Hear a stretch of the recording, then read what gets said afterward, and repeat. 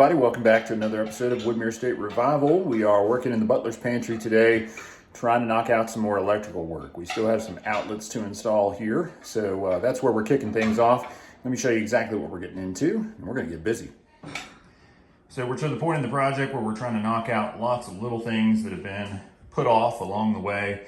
So we've got two outlets in the butler's pantry hallway here, and then we've got an outlet in the butler's pantry itself. And then we've got a switch here for the overhead light, which we still don't have yet. We've got two switches here, one for the bonus room light, one for the back porch light. Got two switches here, one for the overhead light and one for the cans, and another outlet here.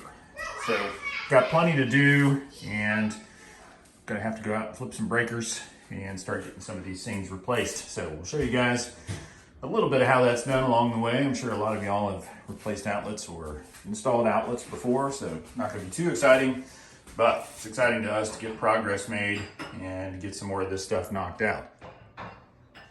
So I'm gonna get some tools and supplies together and we'll get cracking on this.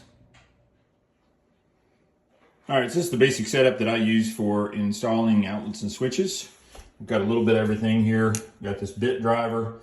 This one's from Lowe's. It's a Cobalt. It's great for holding a variety of different bits. I've got the little square drive bit in there right now. Square drive is nice because you can work on just about everything with these modern outlets because they all have the square drive built into the screws. You could use a Phillips or a flathead, but I found you have a greater chance of stripping one out. Square drive, you can really get them torqued down, and they typically will not strip out. So those are really handy. Got a set of Klein strippers here. These are just the multi-strippers where they've got a lot of different gauge wirings on there. You can use it for crimping as well. And it's got a cutter and a little pair of pliers on the end, which is great for twisting wires around for wiring grounds together, or bending your ground wire to get around the lug on the end there. Then we've got a circuit tester. This one's also from Klein. It's handy because it's got a flashlight, which is great for looking into dark breaker boxes. And then it's got a circuit tester built into it. Definitely need one of these because no matter how sure you are, if you got the right breaker off, there's always a possibility something was wired weird and you're gonna light yourself up the first time you reach in there. Keep your utility knife around for stripping insulation off a Romex. Flat blade screwdriver, that's handy for tightening down screws on your cover plates. This little circuit tester is great. It's got a variety of different functions here. It'll show you if you've got an open ground, open neutral, test your GFCIs.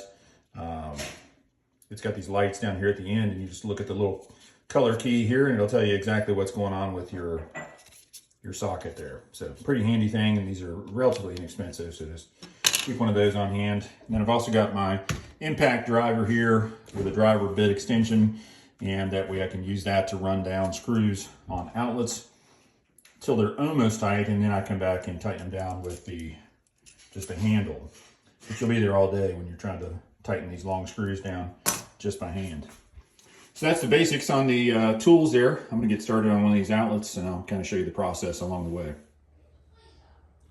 All right, so here's the outlet we're gonna start out with, and this is pretty typical of what you'll find in a house where it's either new construction or renovation. You've got a box in the wall, and then the drywallers come along and they've used their rotozip and have zipped around the box and then just kind of shoved everything in there and tightened it all down. The issue with rotozipping is, when you slam the drywall up against the wall, you tend to shove the box back into the wall a little bit. And so that does make it a little bit difficult sometimes. So I'll end up having to use box extensions on some of these because you just don't have long enough screws on the outlets to get them to attach and stay where they're supposed to. So this one is kind of borderline. I think once I get the screw on there, it'll pull out just a little bit, so it'll probably be okay. So this is what you're gonna find though in a typical box. You've got your ground wire, and if you look back in the back there, you can see where the two grounds have been twisted together. And then you've got your hots and your neutrals. So this is what you'll find a lot of times. You've got wire coming into the box and you got a wire going out of the box. And that's why if you haven't messed around with wiring very much, that's why they have these double screws on both sides. And then there's a little connector. We zoom in on that. There's a little connector in between those that actually tie those together. And so that way you can feed your electricity in on one side, and then you can take electricity out on the other side. Now there are some occasions sometimes where you actually break that tab off.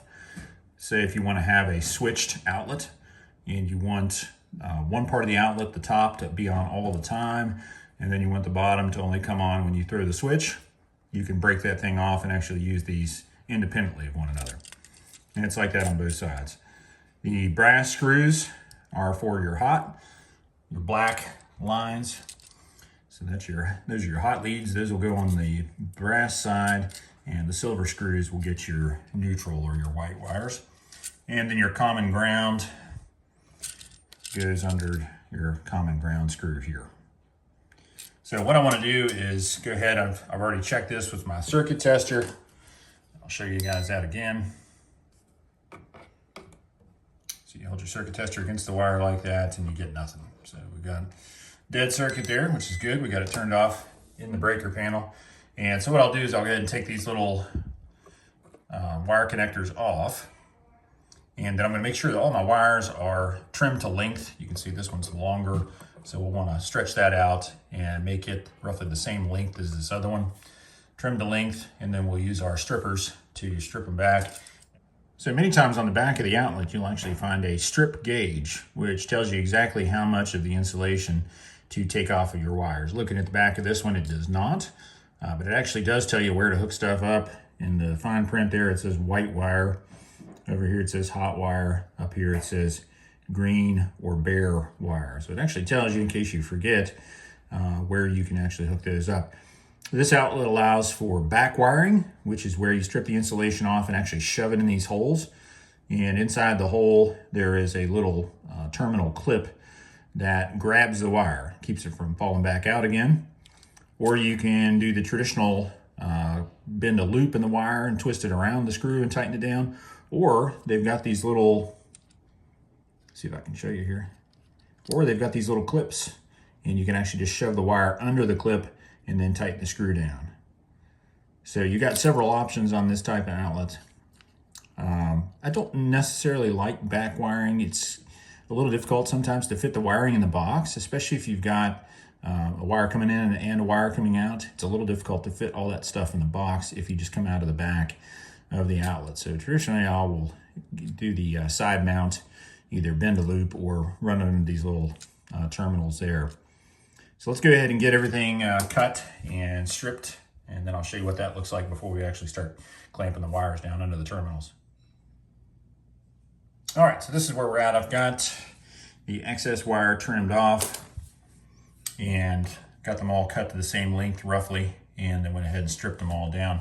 Now, these little clips, if you don't have any experience with these, are pretty slick. So instead of using a wire nut and actually twisting the wires together, these have little clips down inside there that will grab the wires, and it's a great way to hook wires together for testing circuits. When you've got a box like this where one goes in and one goes out, you can hook your hots together and hook your neutrals together, and then that way you can have everything wired in the house basically as if there were outlets everywhere without having to wire outlets. So electricians like to use these, and the nice thing is you can just twist these off. So they shove on just like this. See if I can get it back on there with one hand. So they shove on like that and won't pull off, but if you twist them, they'll come off. And so that makes them reusable, which is pretty handy. So I've got a whole pile of these things out in the garage that I've taken off from around the house. And so when I'm wiring our detached garage, I can actually use those to double check everything. So now we got everything cut down, and I left the ground wire long, so you got plenty of wire to wrap around the ground terminal, and then I'll trim it off after that. And then I've just got to get the two neutral wires under these screws and tighten those down. The two hot wires under these screws and tighten those down. And then we'll just bend the excess wire in kind of like an S to get it back up into the box to where we can tighten down our mounting screws.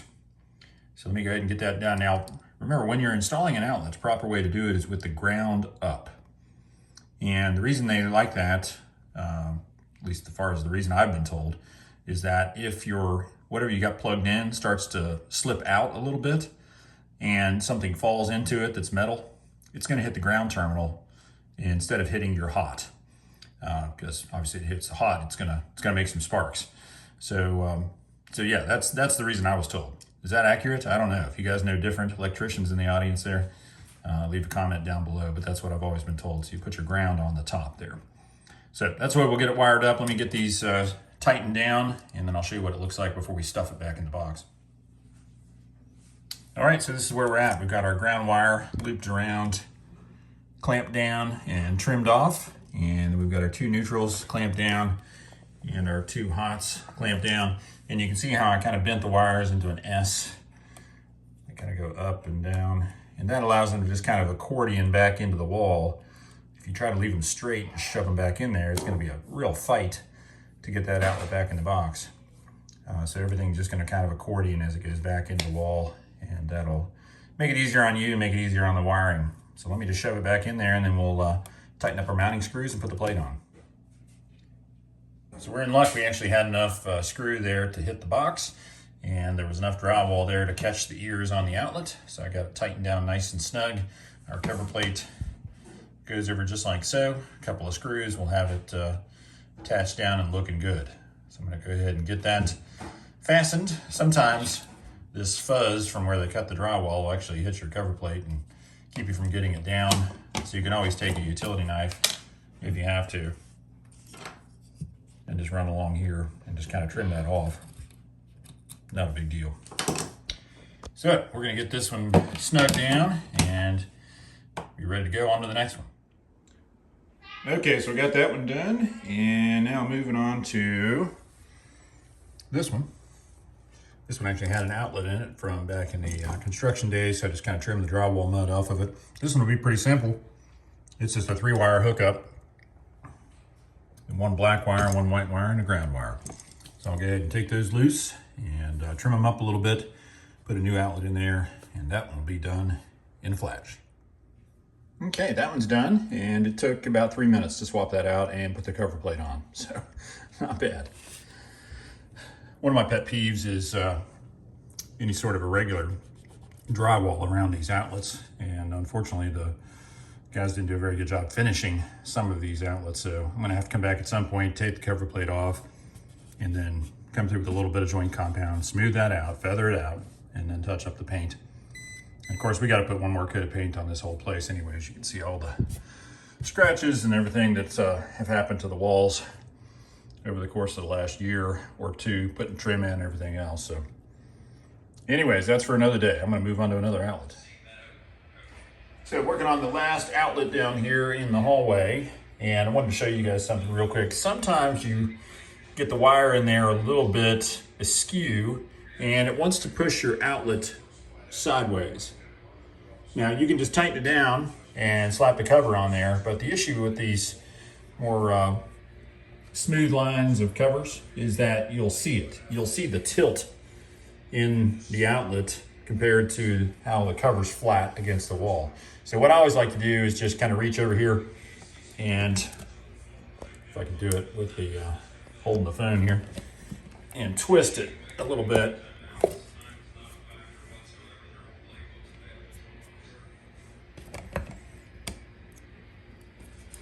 Try, anyways. Might use both hands. Crap.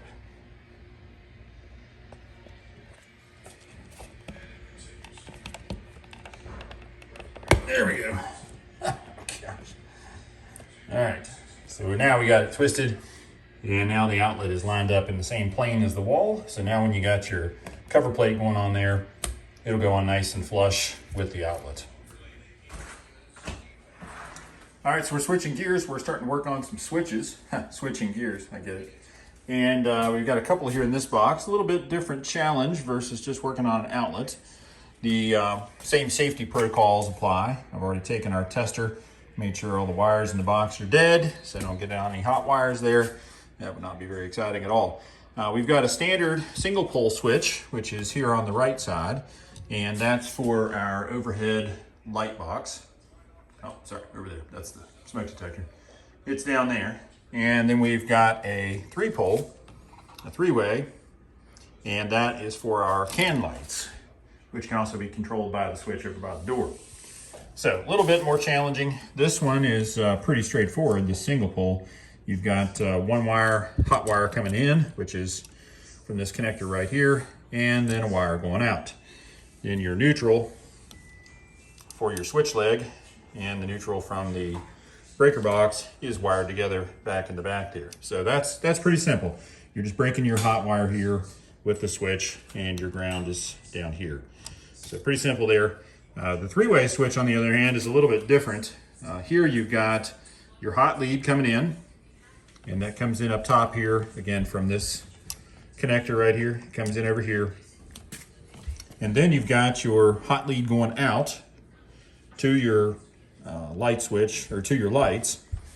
And then you've got another leg that runs back to the other switch, which is what ties those switches together so that everything works in harmony. Otherwise, if you get the wires mixed up, only one of these will work to switch the lights off and on if the other one is in the right position. You may have been in a house like that before, where you have to have one of them in the right position for the other one to work, and that's never a good situation. So got to make sure we get everything wired up here correctly. Hopefully everything was wired correctly here, and we can just basically duplicate what was done there, even though our switches are a little bit different. So here's the diagram that came with our switches. Up top here, we've got the single pole, which again, down at the bottom, you can see the hot wire, and that's coming from your breaker panel. And up at the top there, you've got your hot wire coming out of the switch, which goes to L, the light. And then your neutral, again, is tied together with the switch leg and the wire from the breaker box. So that one's pretty simple. You're just breaking your hot lead with your switch. This one down here, a little bit trickier. As you can see, a lot more stuff involved. So a 3-way switch diagram there. So that's what we're dealing with here. Now we've got you can see the wire here in the middle that essentially ties your two switches together. And it comes out of the top screw on one and goes into the bottom screw on the other. And then you've got your hot wire right there coming from the breaker panel. And then up here on the top, you've got your hot wire coming out, which comes down and goes over to the other switch. And then finally, you've got your hot wire that comes out of the bottom there on the other switch, which goes to the light, and the neutrals are wired together. So now you can see how things can kind of get screwed up. You got one hot tied to the top on one, the bottom on the other, the top on one to the bottom on the other, and the other out to the light. So easy, right? So at any rate, we're going to go ahead and basically copy what was done originally in the box now that we know which wire is the hot wire. And then we'll be able to go and look at our other 3-way switch and make sure that we get the right wire in the right position, and then we should be good to go once we get the switches swapped out. All right, so I had to do a little research. These are Leviton switches that were wired up originally, and we are using these Hubbles. And looking at the instructions, the screw pattern on the back of the Hubble is slightly different than the Leviton. So I want to make sure that before I take all this stuff loose, I know exactly which wires are my hot leads, which wires are my travelers, and which wires actually carry power up to the light. So I've labeled my travelers with a little piece of tape and a T. One of them is red, one of them is black. This wire goes up to our light fixture. And then the other single black wire here is the one that actually hooks to our little connector right there, which carries the hot lead from the breaker panel. So now that we know which wires are which, it's going to be a lot easier to get these new Hubble light switches wired up. So now I just need to disconnect everything, and then we'll go ahead and get our Hubble switches hooked up, and then we should be able to get everything working back like it's supposed to be without any real fanfare. And then I'll do this single little switch here, and that should take care of these two boxes. Moment of truth time. I got them both wired back up, and I'll tell you, marking the travelers really made it simple. Just easy to change from one style to the next when you knew exactly which ones were your travelers, which ones were your hot leads. So here we go. Let's see if it works. Excellent. Let's see if it works over here. Nice. All right, we are back in action. Now, got one last switch to work on the other side here. I'm gonna get back out to the breaker panel, and then we'll get this one wired up. So with those switches wrapped up, I've moved to the other side of the door here, and now we've got the switch for the back porch light. And then this is a three-way that turns on the can lights in the bonus room. So identified which switch that is up the top there. You can see it hanging out of the wall there. And then came back down here, figured out which wires are my travelers, which wire is the hot lead, and went ahead and got this one wired. Now I'll go up there and do the same on it. We'll test it out, make sure it's working fine. Then I'll go ahead and swap out this single pole switch for the back porch light. And we'll get a cover on this box, and that should take care of this one. So now, using the knowledge I gained by taking apart the wiring down in the bottom there, I was able to figure out which wires were the travelers and which one of these wires goes up to the light fixture. So I believe I've got everything straightened away now. I'm going to back to the breaker box and flip the breaker for the bonus room lights. Double check, make sure I got this right. This one is for the single light fan combo up top there. And right now we don't have a fan, just a bare bulb still hanging there. So that'll be our light fan switch. May change that out at some point. Right now I'm just gonna put a paddle switch in there. And this is actually, let's see, 1, 2.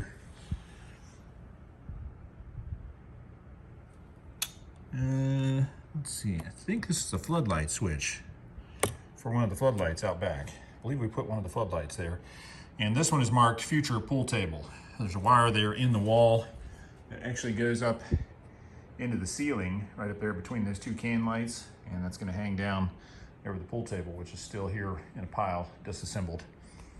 So I'll probably go ahead and put a switch in there just as a dummy, and then that way I can go ahead and put this switch blade on, and everything will look nice until we're ready to hook up that pool light at some point in the future. So we're almost done with this one. I actually figured out what this other switch is for. This is for the light on the overhead fan box there, and this is for the fan, or vice versa. For some reason I was thinking we had a switch up here for floodlights, but that's actually over here. This is for the floods on, I think, the back of the house and the driveway side of the house. So I knew we had floodlight switches up here somewhere, but I just forgot they were on the other side of the window. So I'm gonna go ahead and put my dummy switch in here for the future pool table light, and then we'll go ahead and put our 4-gang cover on the switch box. So this is what it looks like with a 4-gang switch cover in place. Man, it really makes this place look good. Of course, it also highlights some of the other stuff I need to get done, like trimming out windows. Got this one done before we put the stair railing up, because I knew it was going to be a pain to reach once we had the railing and everything in place. So now I just got to duplicate that all the way around the entire space. Should be fun, because we got plenty of stuff in the way too. Play tables and treadmills and whatnot. So we got to get all those windows cased out, and then we're going to start working on our trim up here. We've got a really neat idea for our trim. You can kind of get an idea of what we're doing with some of the paint lines here, but you're just gonna have to wait and see till we actually start to get this done before we reveal what's up. I'm gonna work on trimming out this window this weekend too, because I'm tired of looking at that. I've got to build some jamb extensions because they ordered the window a little bit small. So I'm gonna have to extend our jambs, and then we'll actually be ready to put our stool casing and apron on. So we switched gears. We're now working in the dining room, trying to take care of all the switches here. And we decided to do switches on both sides of this wall, because Sometimes you walk in from the foyer, sometimes you walk in from the kitchen. So we wanted to have switches on both sides, so you could just reach in around the corner and flip those on. May seem a little excessive because they're like literally 6 feet from one another, but hey, it's our house, we did it the way we wanted to. So these are all 3 ways, and they all link up with these over here. So I've got to make sure I figure out all the tracer wires, or all the travelers, and all the hot wires for all of these. So I gotta get these taken apart, get them figured out, and then we'll go ahead and start swapping these out.